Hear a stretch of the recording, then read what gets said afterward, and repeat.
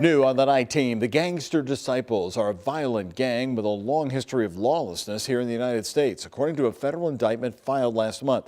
Though they originated in Chicago, they've spread to more than 24 states. And in January, 7 alleged members were indicted, one with a Kentucky connection. The night team's Heather Fontaine gives us a closer look at how violent gangs like the Gangster Disciples operate in this focus investigation.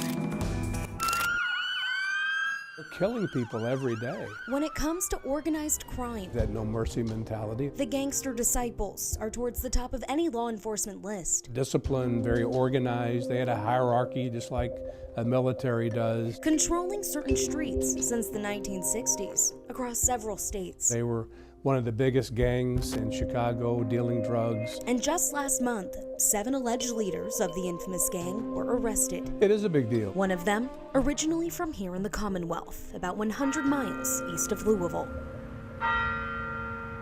Towards the middle of Garrett County, Lancaster, Kentucky is home to 4,000 people. And at one point, that included 51-year-old Warren Griffin, a Gangster Disciples board member and one of its highest-ranking national leaders. According to the indictment unsealed in January, Griffin, known as GG and Big Head, is accused of murdering a rival Gangster Disciples board member in Chicago back in 2018. Federal prosecutors filed the indictment alleging he was conspiring with another board member, who was also arrested.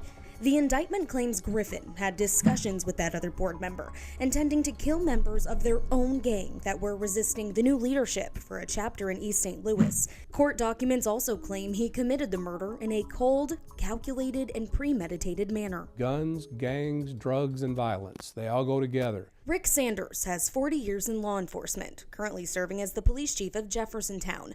Prior to that, he was Kentucky's police commissioner, and more than 20 years before that, he was working for the DEA in Chicago as the special agent in charge. I quickly learned that the gangs were our biggest problem. The Gangster Disciples were very much a part of that. The GDs have 25 to 50,000 members in 31 states and 110 cities, according to the Department of Justice. They identify themselves with the 6-point Star of David, the number 360 in the center, and pitchforks coming out the top.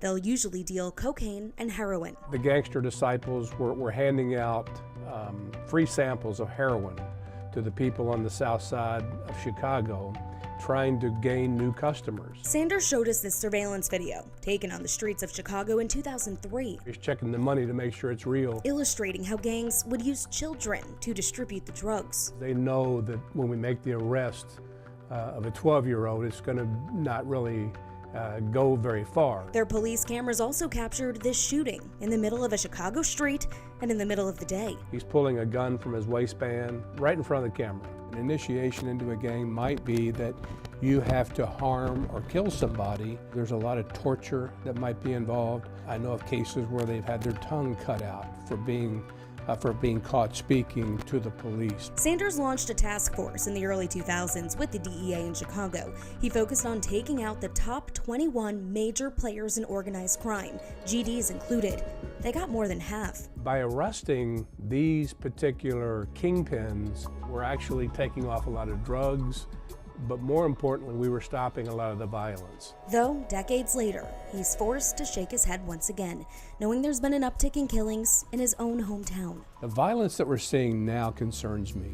This is a different Louisville, and if we don't pay attention and do something about it, then it's going to be out of control. For a long time, Louisville denied we had gangs, and I said it then and I say it now. That's the wrong thing to do. We have to recognize and be transparent that we have gangs. He says if it's not addressed, we're going to become Chicago, and we're going to get worse, not better.